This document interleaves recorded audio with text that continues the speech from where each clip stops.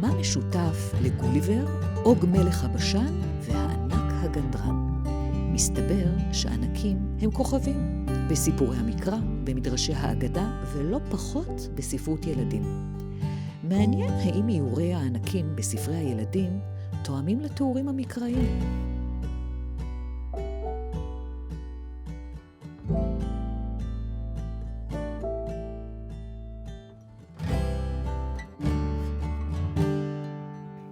שלום, שלום.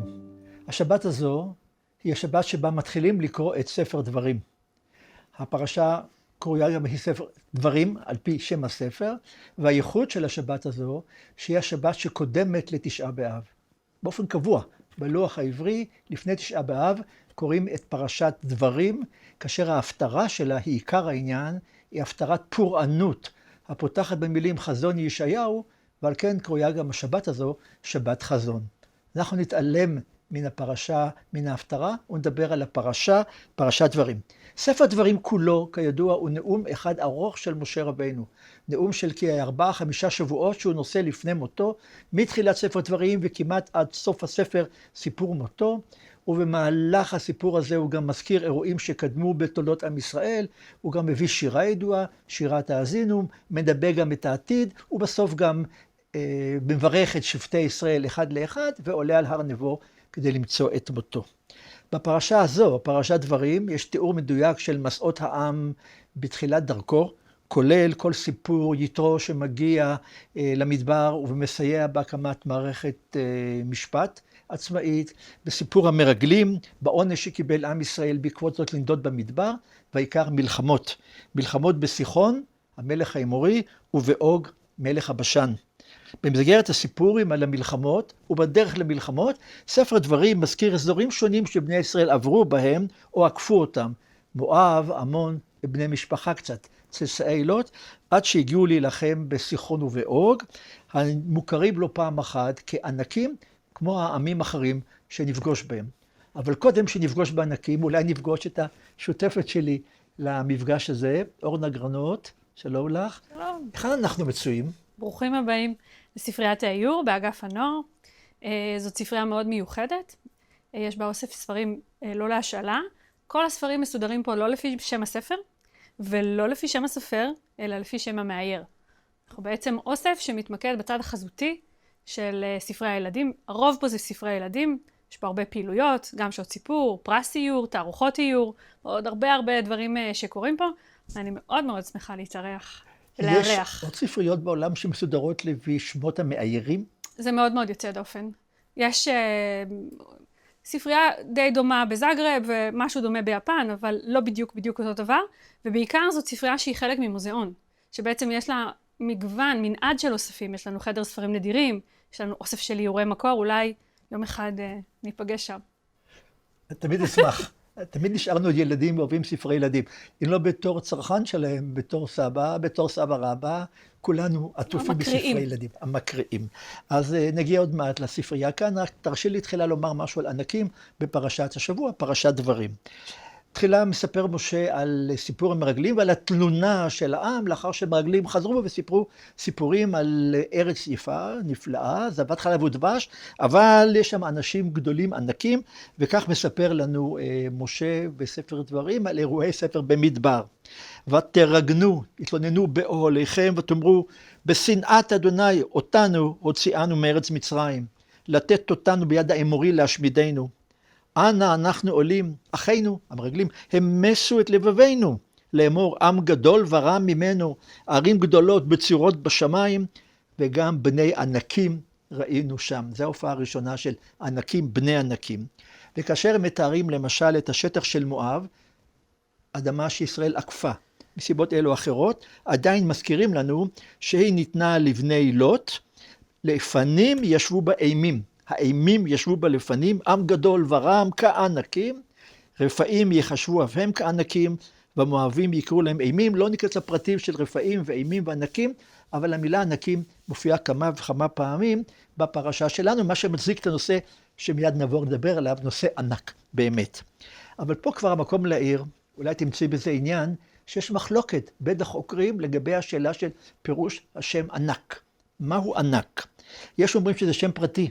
היינו, היה אדם אחד בשם ענק, לכן יש בני ענקים, הבנים של הענק, ויש אומרים ואז השם הפרטי הפך להיות לשם, לז'אנר, כמו ג'יפ שהפך להיות לא חברת ג'יפ, והפריג'ידר שלא פריג'ידר, ויש אומרים שענק הוא באמת איזו מילה משפה אחרת, אולי חורית או כל דבר אחר, שהוא ענק.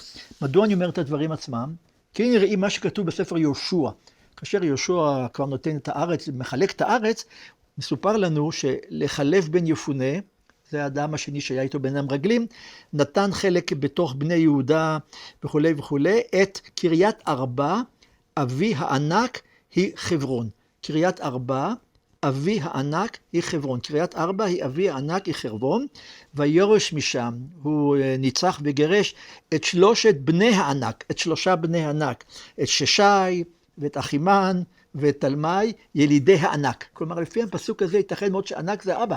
אבא ענק, ויש לו 3 ילדים שהם הילדים של הענק, ומי שאומר בצורה מפורשת, בלי בעיות, זה מדרש בשם לקח טוב, ראי מה הוא אומר, אולי אנשי קריית ארבע לא יאהבו את זה, ותמת שרה בקריית ארבע, קריית ארבע ילידי הענק, אחימי, ששי ותלמי, וענק אביהם. זה הכל. אז קריית ארבע זה 4 ענקים. נכון שהמסורת אומרת דבר אחר, קריית ארבע, שנגברו שם 4 זוגות, אדם וחווה, אברהם ושרה, יצחק ורבקה, אבל באמת ייתכן מאוד ש4 זה שם של ענק, או שענק זה השם שלו, ועוד נחזור לדבר על שמות של ענקים. עוד דבר אחד, לפני שהדבר המגרה הזה יעלה על הבמה, נחזור רגע לסיפור המרגלים. כאשר המרגלים חוזרים, כך מספרים המרגלים לבני ישראל. ויספרו לו ויאמרו לו, באנו אל הארץ אשר שלחתנו, וגם זבת חלב ודבש היא. וזה פריה. אז זוכרת, הם מביאים את הפרי, כולל אשכול הענבים המפורסם של משרד התיירות. 0, כי אז העם היושב בארץ, הערים בצורות גדולות מאוד, גם ילידי הענק ראינו שם. ואז הם מוצאים את דיבת הארץ, ואומרים זאת ארץ אוכלת יושביה, וכל העם אשר ראינו בתוכה אנשי מידות. ויקר, ושם ראינו את הנפילים, בני הענק, מן הנפילים, ונהי ביניהם כחגבים, וכן היינו ביניהם. ראינו את עצמנו כג'וקים זעירים, המעניין, וכן היינו ביניהם. איך אתה יודע שהיינו ביניהם כחגבים? נפתור מאוחר הרבה יותר. בכל מקרה, המפגש עם הענקים הוא מפגש טראומטי, שרודף את בני ישראל בכניסה לארץ, ולאחר מכן בניצחון הסופי על הענקים. עוד מילה לטובת מוזיאון ישראל. אנחנו במוזיאון. יש פה הרבה מאוד תכשיטים. באחד מפסוקי שיר השירים נאמר, ליבבתיני אחותי קלה, ליבבתיני באחת מעינייך, באחד ענק בצווארייך. ליבבתיני, כלומר ליבי נמשך אלייך בזכות אחת מעינייך, או אחד ענק אחד מצווארייך. מה זה אותו ענק? על מה מדובר בענק? ברור שהכוונה בענק זה שרשרת לצוואר. אבל חז"ל, שהכירו את המילה ענק בשיר השירים כתכשיט, מנסים לאור זה להסביר את המילה ענק כתיאורו של הענק, והם טוענים שהם מעניקין לחמה בקומתן. היינו, הם כל כך גבוהים שהם נכנסים לתוך החור שמתוכו החמה יוצאת, ואז שהחמה זורחת היא נראית כאילו היא ענק לצוואריהם. רק תראי את הגודל. הבאתי את זה קודם כל כדי לקשר אל מוזיאון, אל תכשיטים ואל יופי, אבל בואו נחזור לנושא שלמענו הגענו. איך אמרת? איורי ילדים, ונתמקד לא בגמדים, אלא... יהיה גם גמד. גם גמד אחד יגיע, יפה. גם ענקים. אז אני אשאל תחילה שאלות מאוד פשוטות של הדיוט אמיתי. את אומרת ספרי ילדים, תגדירי לי בבקשה. האמת שזאת הגדרה שמשתנה לאורך ההיסטוריה. מה הקריאו לילדים לפני 200 שנה, זה לא מה שהקריאו לפני 100 או לפני 50, ולא מה שמקריאים היום. ספרות ילדים היא בעצם בבואה של תמונה חברתית של איך אנחנו תופסים ילדים. היום, למשל, ספרות ילדים היא מאוד מאוד מגוונת. יש ספרות לפעוטות וספרות לבני נוער.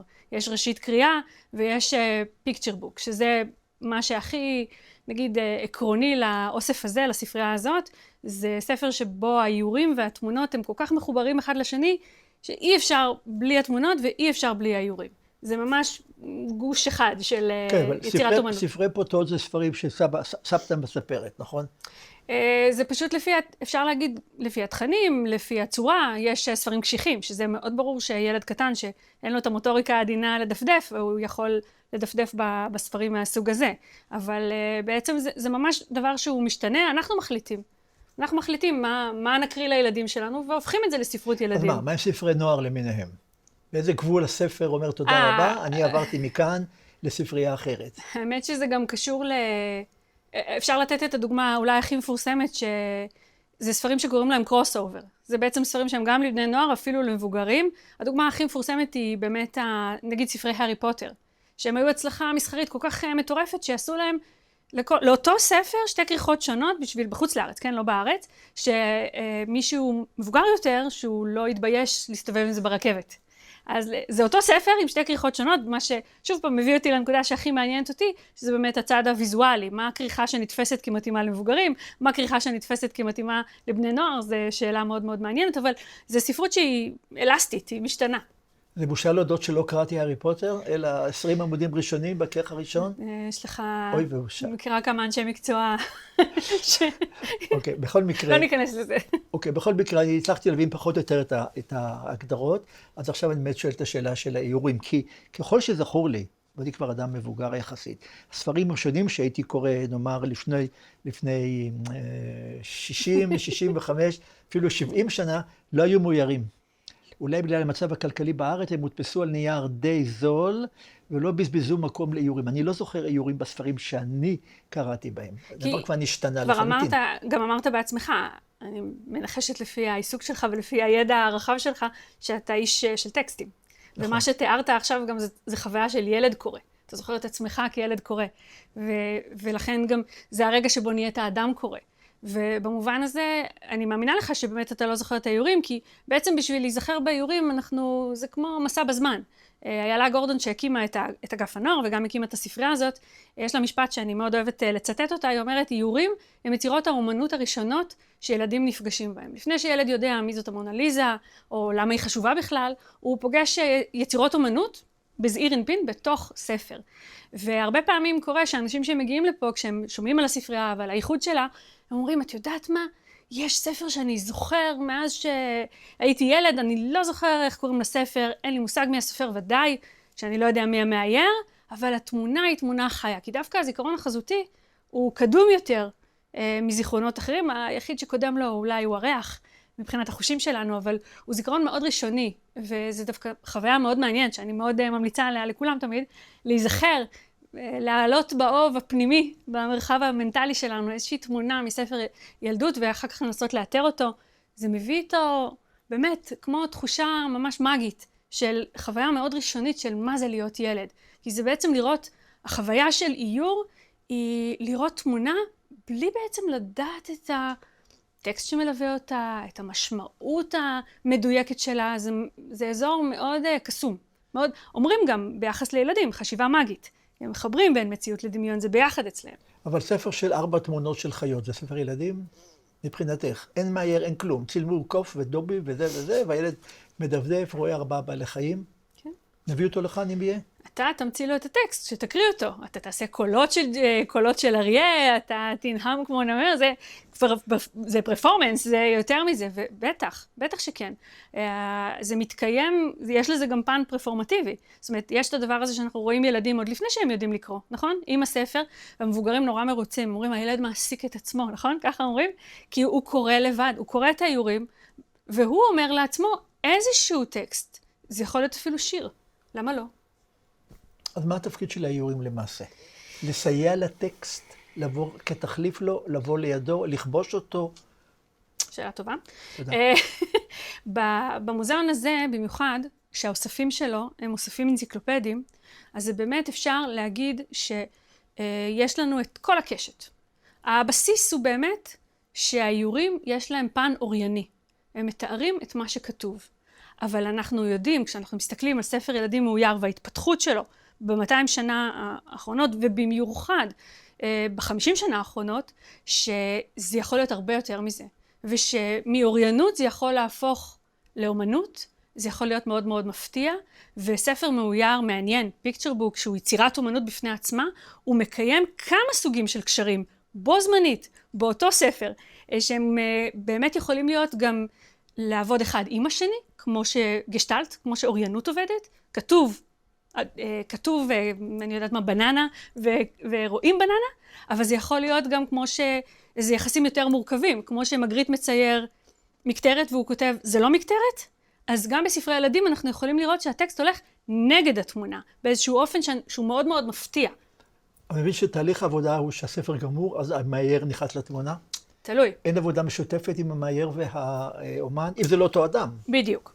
אז באמת הספרים שהם מאוד מאוד רלוונטיים לאוסף הזה, שמבחינתנו הם הכי מעניינים, זה ספרים שיצרה אותה יד.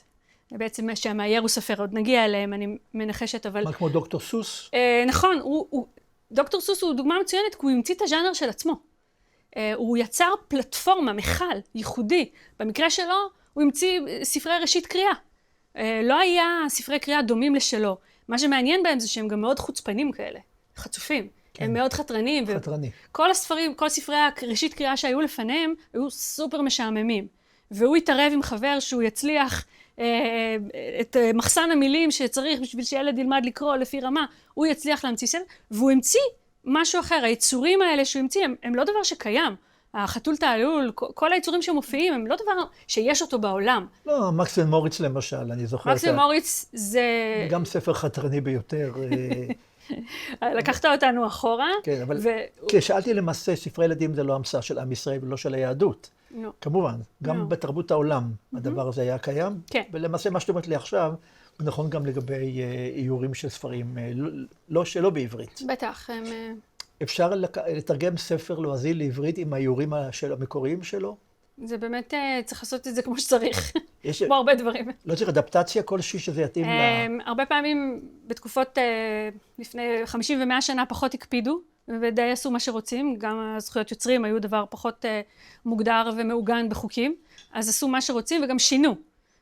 הוציאו המון דברים מבחינת מסרים, והרבה פעמים אנחנו רואים זה יוצר, במיוחד נגיד בספר כמו שאתה אמרת, מקס ומוריץ, אבל גם יהושע פורס, ספרים שהם מאוד, עם מסרים שהם מאוד בעייתיים לימינו, אז עשו שינוי גם בטקסט, ולא תמיד השכילו לעשות את השינוי בתמונה. אז לפעמים צנזרו תמונות שלמות, ולפעמים התערבו בתוך התמונות. רואים את זה הרבה דרך אגב במסרים נוצריים.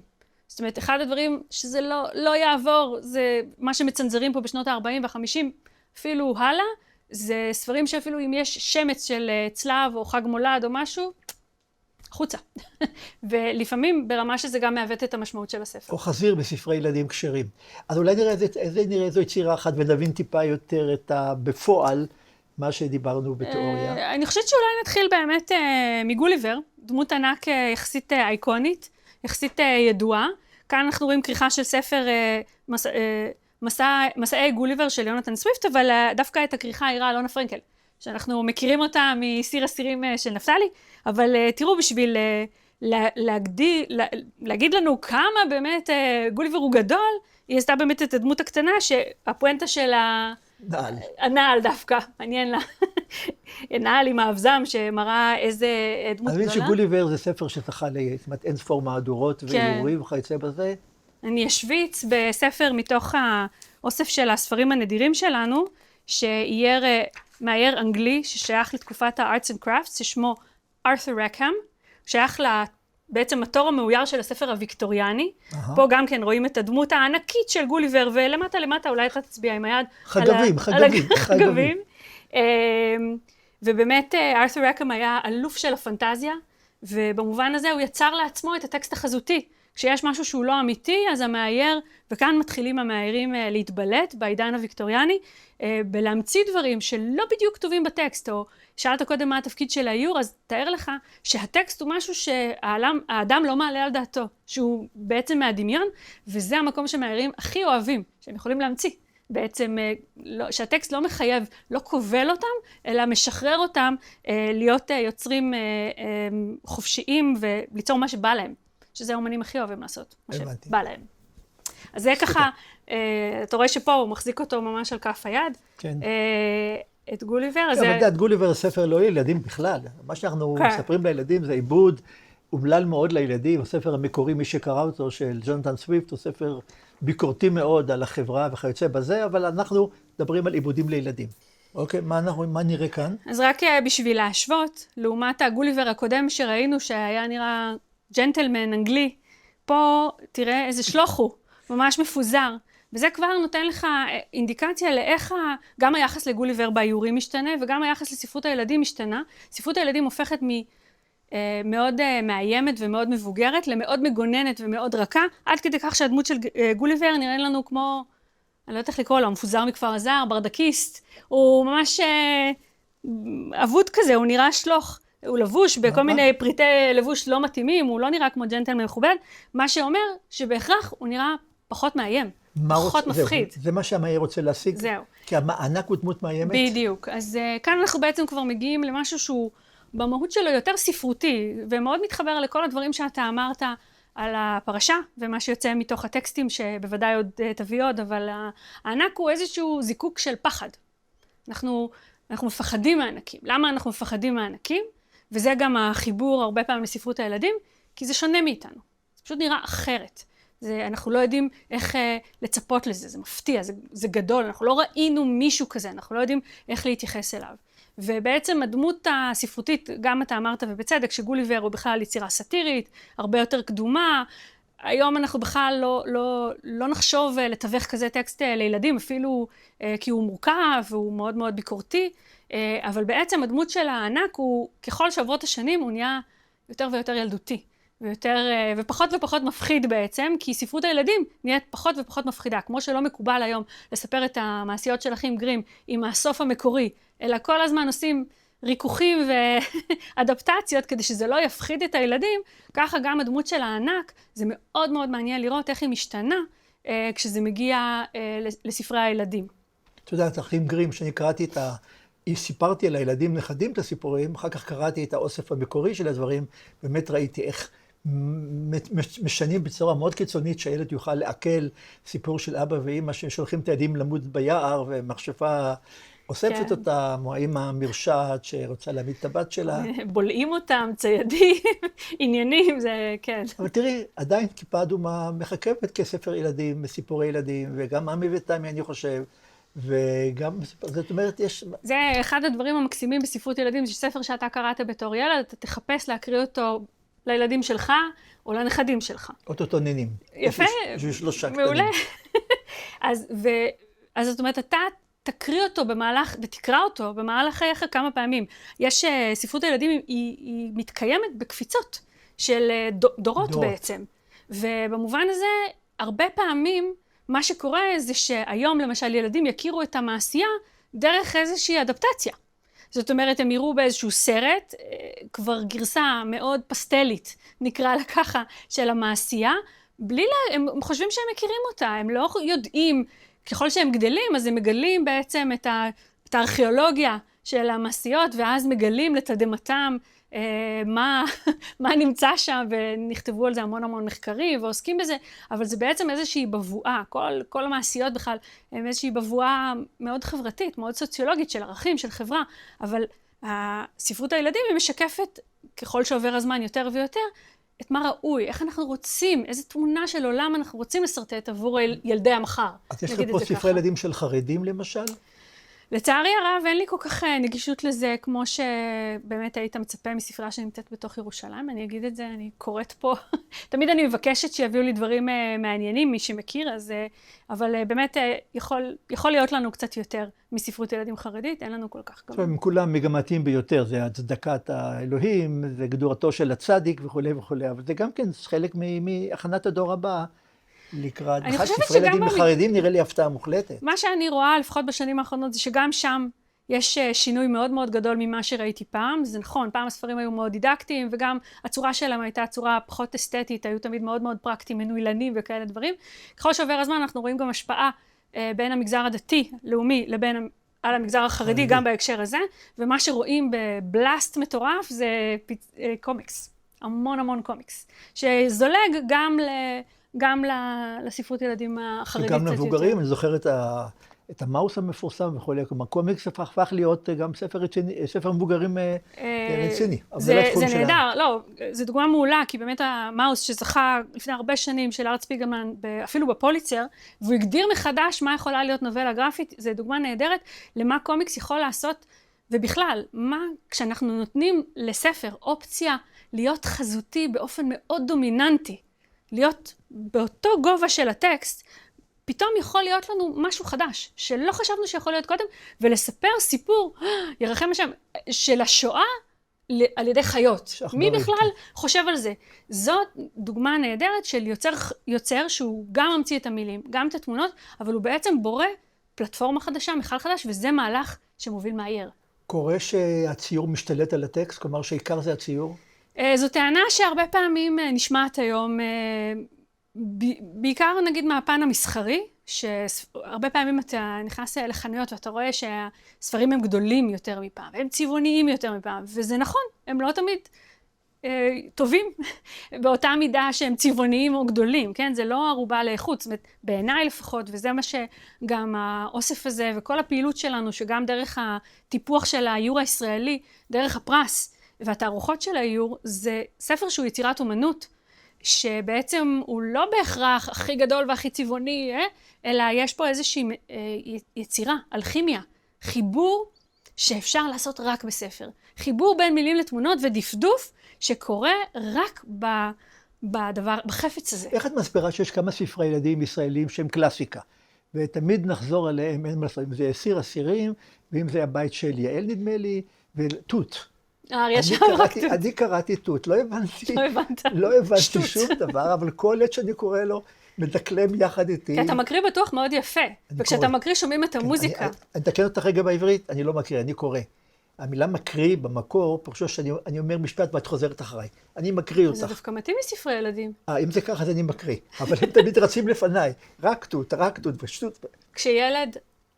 כשההקראה היא אירוע מוצלח, מה הקומפלימנט, המחמאה הכי גדולה שילד ייתן לך? יופי. ואז כשאתה מקריא, הוא כבר איתך, הוא חוזר על זה. זאת אומרת את יודעת, פעמים זה 3-4 פעמים, עוד פעם. אוקיי, אז... רגע, אז שאלת אותי שאלה, מה הופך ספר ישראלי לאיקוני? איך נהיה? ואני אגיד רק בקיצור, שהרבה פעמים מייחסים את זה לטקסט, ואני אומרת באחריות, עם ניסיון של 20 שנה בתחום, שתמיד יש שם סוד של האיור, שהוא לא מתומלל. בכל קלאסיקה, גם ישראלית וגם בינלאומית, יש מרכיב שהוא תמהיל של חזותי ומילולי. תמיד. רק שהרבה פעמים מדברים, והמחקר וההתייחסות היא הרבה פעמים רק טקסטואלית, ותמיד יש משהו מאוד מעניין שהוא כמו שקוף עבור חלק מהקוראים. דרך אגב, מי שזה לא שקוף לו זה הילדים, כי הם, מה שנקרא, חווים את זה ישר, לבריד. הם הרבה יותר רגישים חזותית, מכיוון שהם לא קוראים. מכיוון שהם לא עסוקים ב-to-do list של מחר. הם מאוד פנויים לזה. והאוריינות החזותית, הטבעית של ילדים, היא מאוד מאוד גבוהה. הם לא תמיד יודעים לתמלל אותה. אבל זה לא אומר שהם לא חווים אותה. הבנתי. עוד ספר נוסף אולי? אז כן, אז אולי באמת נראה מה קורה לענק כשהוא מגיע לספרות הילדים היום. שהוא נהיה, באמת דיברנו על זה שהוא נהיה כבר לא מפחיד. למשל, הענק הזה הוא מבשל מרק. הוא מבשל מרק, וכל פעם הוא צריך... מי המחבר? המחבר הוא נתי בית, והמאייר הוא איתי בקין, אני אגיד את שמו כמו שצריך. ובאמת כל פעם הוא מבשל מרק, והסיר לא מספיק לו.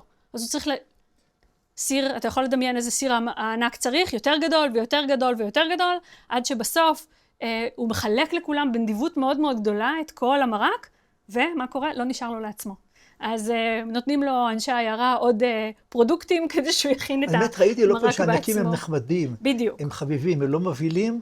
אז זה בעצם, אני חושבת שזה היפוך מוחלט לדמות הענק שאנחנו מדמיינים, למשל מתוך ספר קלאסי שכתב אוסקר ויילד, הענק וגנו, שבו הדמות של הענק בהתחלה היא מאוד מאוד מאיימת, הוא מאוד מתעצבן על הילדים שמשחקים בחצר, והוא בונה את החומה, ובסוף יש ילד אחד שנכנס וממיס אותו, וכל מה שאנחנו מכירים שיש בו איזה היפוך. בתוך הטקסט הזה קורה ההיפוך בין הדמות המפחידה, שהופכת לדמות מאוד חביבה ומאוד נדיבה ומאוד אהובה, כשבעצם מה שמעניין אותי דווקא להראות בהקשר הזה, זה וריאציה של מאיירת ישראלית, שגם כתבה וגם עירה, ספר שקוראים לו בית ענק. שמה של המאיירת והסופרת במקרה הזה הוא מאיה שלייפר, וזה ספר, דרך אגב, שזכה גם בפרסים בחוץ לארץ, באיתור מאוד מאוד מכובד בברטיסלבה, בביאנלה לאיור, ואפשר לראות שפה בתוך הבית נמצא הענק, ואני רק אראה באמת כמה איורים מתוך הספר הזה. שכך באנו. שבאמת זה ספר על ענק שהבית קטן עבורו, והוא מתעטש, והבית מתפרץ, ואתה כבר רואה שזאת חשיבה חזותית, מה שמניע את העלילה עצמה, זה חשיבה צורנית, על איך הצורה כבר לא מתאימה לו, שים לב שזה היפוך. אבל גם הכתב הזה, הגדול הזה, בא לתת את התחושה של התעטשות. בדיוק, כשאנחנו רואים טיפוגרפיה שהופכת לציור, אנחנו יודעים שיש חיבור טוב בין טקסט לתמונה. זה בפירוש סימן טוב. הנה, תראה כאן. זהו, האפצ'י לא כתוב פה, אז האפצ'י מופיע פה. האפצ'י מופיע פה, הוא מפרק את הבית שסביבו, זה היפוך של הענק וגנו. עם החומה שהוא בנה סביבו, אז פה הוא בעצמו עושה את זה, ואז הוא באמת מאוד מאוד עצוב מכל האירוע הזה, והוא מחליט לפרוש, יחד עם איזשהו עכביש. אני לא אספר את כל הסיפור כדי לא לקלקל למי שירצה להקריא, אבל הוא נרדם. והעכביש, בזמן שהענק נרדם, מכסה אותו בקורי עכביש, כל החורף, וכשהוא מתעורר, הוא ממש הפך לאקוסיסטם בעצמו. הוא גידל עליו את כל הגן. אותו הגן שהיה באוסקר ווילד הופך להיות פה. ובאופן טבעי, כל הפרחים וכל הציפורים וכל החיות נמשכים אליו ורוצים להיות בחברתו. ואותה דמות שהייתה מפחידה וחריגה וזרה, היא הופכת לדמות שבעצם מכילה ומזמינה אל תוכה פנימה, והיא בעצם בעצמה קרקע פוריה לכל החיים השמחים האלה ולמעגל הטבע. הוא זכה בפרס בתרגום או במקור? אנחנו, אגיד לך שגם הייתי שופטת במקרה בפרס. טוב, רגע, אל תתבשי, אוקיי. הוא זכה כי הוא ייצג את ישראל, היו כמה ספרים שייצגו את ישראל, אבל הוא כבר אז היה מתורגם לכמה שפות, זה ספר שזו הצלחה מאוד גדולה של מאיה, שהוא תורגם לכמה שפות כבר, הוא גם תורגם לקוריאנית, הוא גם תורגם לעוד כמה שפות. הוא מאוד מאוד מצליח בעולם, הוא הוצג בתערוכה ביפן כבר, הצלחה מאוד גדולה, והוביל לעוד ספרים שהיא כתבה והעירה בעצמה. חובק עולמות. כן. נגידי משהו על האומנים שפה, הצעירים המפורסמים, מי פה הפורה ביותר לפנינו? וואו, אבולעפיה עכשיו, ומי? יש הרבה ספרים של יוסי אבולעפיה שהוא יצר גם עם מאיר שלו, ויש הרבה ספרים של דני קרמן שיצר עם אפרים סידון, יש דואים, צוותים שעובדים ביחד הרבה שנים. כי הענק שבישל מרק ממש צלצל לי כמו מאיר שלו, אבל לא. אבל לא. יש אולי ספר אחר שגם כן הוא מונע מחשיבה מאוד חזותית, ספר של יוצרת מאוד ידועה שהיא רינת הופר, שהספר נקרא הענק הנמוך, אבל בעצם כשאנחנו פותחים את הספר יש לנו הפתעה מאוד גדולה, הענק הזה הוא בעצמו חריג, הוא הכי נמוך מבין כל הענקים, והוא מרגיש מאוד לא בנוח, עד שהוא, ושוב, אני לא אספר את כל הסיפור, אבל הוא פורש מחברת הענקים, מכיוון שהוא מרגיש בעצמו חריג, שתראה איזה היפוך זה על הענק שהוא בעצמו חריג ומפחדים ממנו, והוא הופך להיות בעצמו הזר והמוזר, עד שהוא פורש ונרדם, אתה רואה, הוא הולך לבד, והוא נרדם ביער לבד. כמו גוליבר כזה. כן, ואז הספר מפתיע אותנו, הוא הופך למשהו שאנחנו צריכים בעצם חפץ, שאנחנו צריכים להחזיק ככה, וכתוב לו, אתה רואה שהוא פוגש גמד. הספר הזה הוא חפץ שאפשר להקריא אותו משני הכיוונים, כי בעצם הכריכה הקדמית מדברת על הענק הנמוך, אבל הכריכה, תלוי, אולי היא הקדמית מדברת על הגמד הגבוה.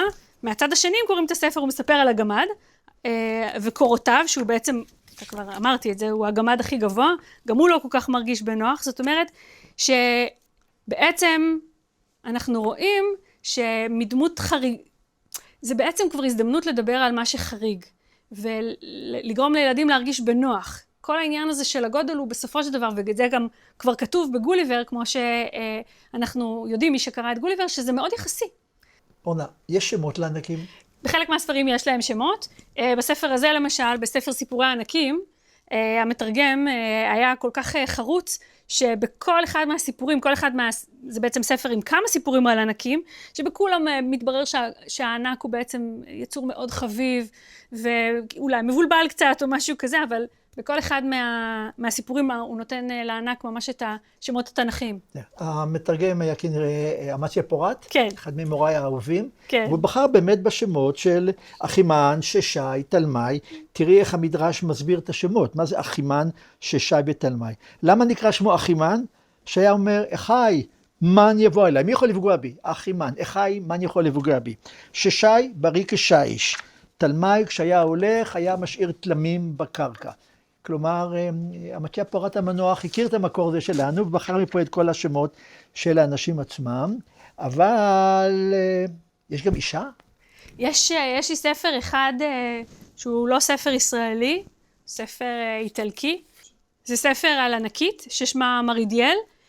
מה שמפתיע בסיפור זה שזה אומנם ספר מאויר, והוא מאויר מאוד יפה, ותראה, קודם שמת לב גם איך הטקסט כתוב ממש לגובה כדי להדגיש את הדמות של הענקית.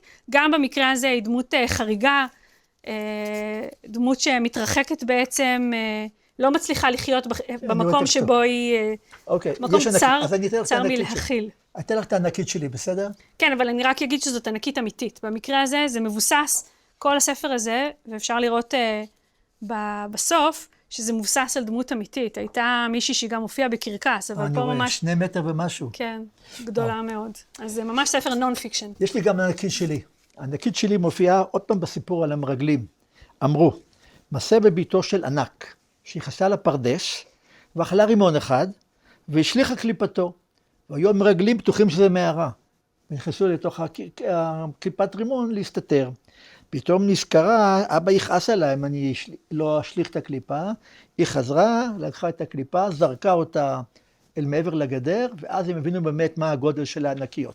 יש גם ענקיות, אבל נדמה לי, אם דיברנו על ענקיות, הענק, באי הידיעה ובעין הענקיות הוא כמובן אוג, מלך הבשן, שגם הסלב. ממש, מה נעשה איתו? הוא מופיע בספרי ילדים? כן.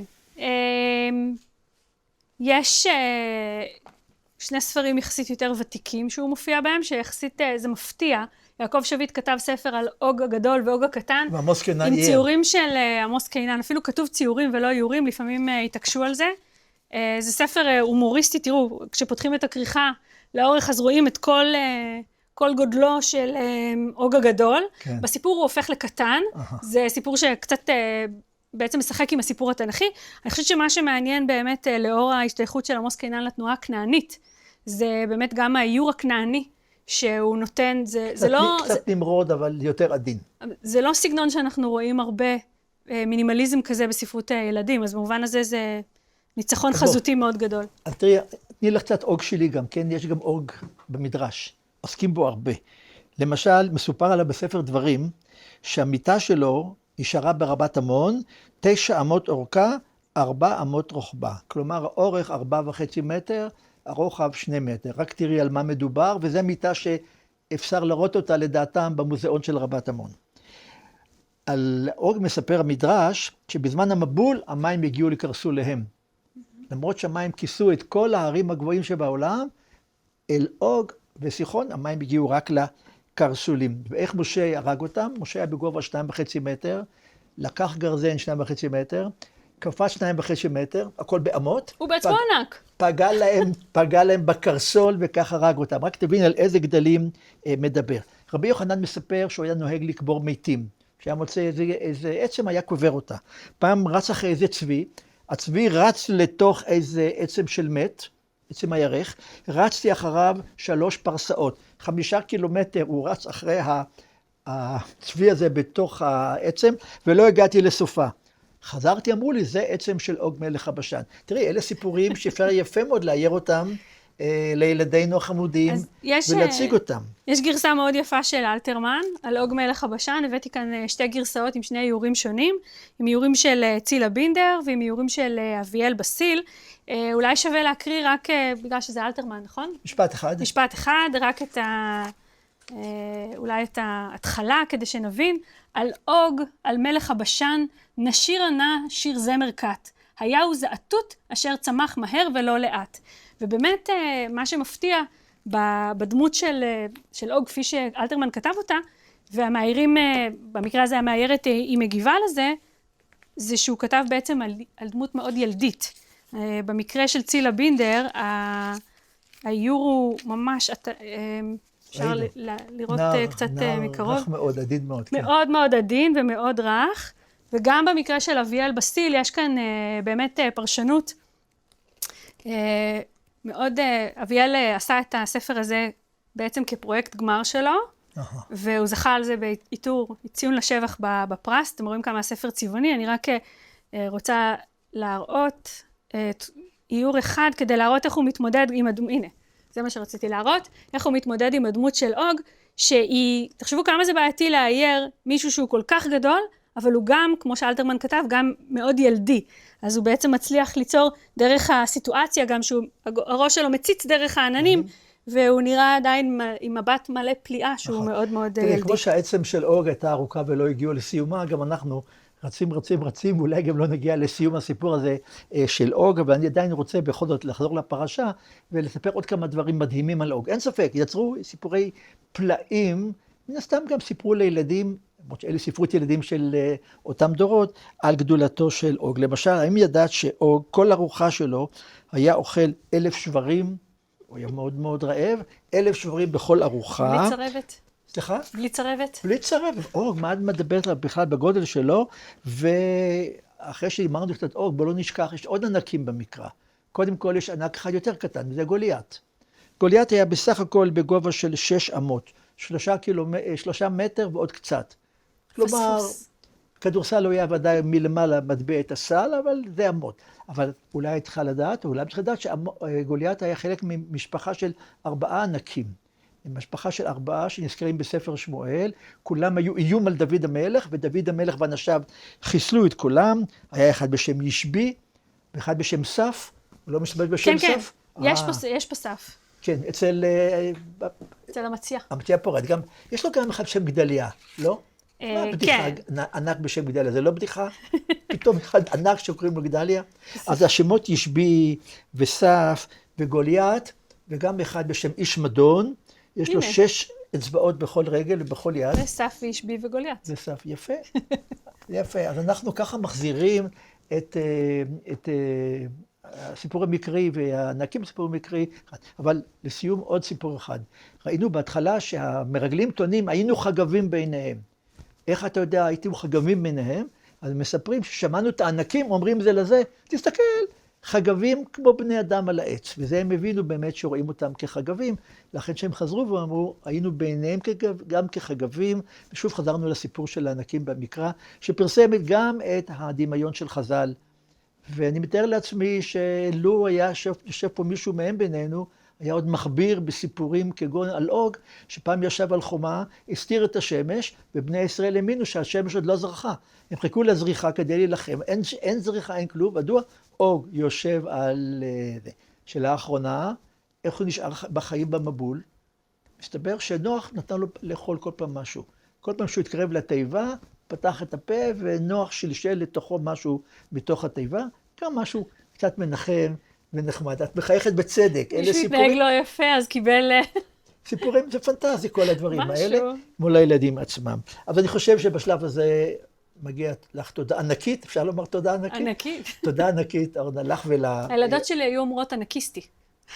יפה, לאוסף הנפלא הזה, וכמובן לכל אנשי בית אביחי בירושלים, ועזרון ישראל בירושלים, שעובדים כל כך קשה מאחורי הקלעים כדי לאפשר לנו ליהנות 3/4 שעה מענקים גדולים ומוזרים.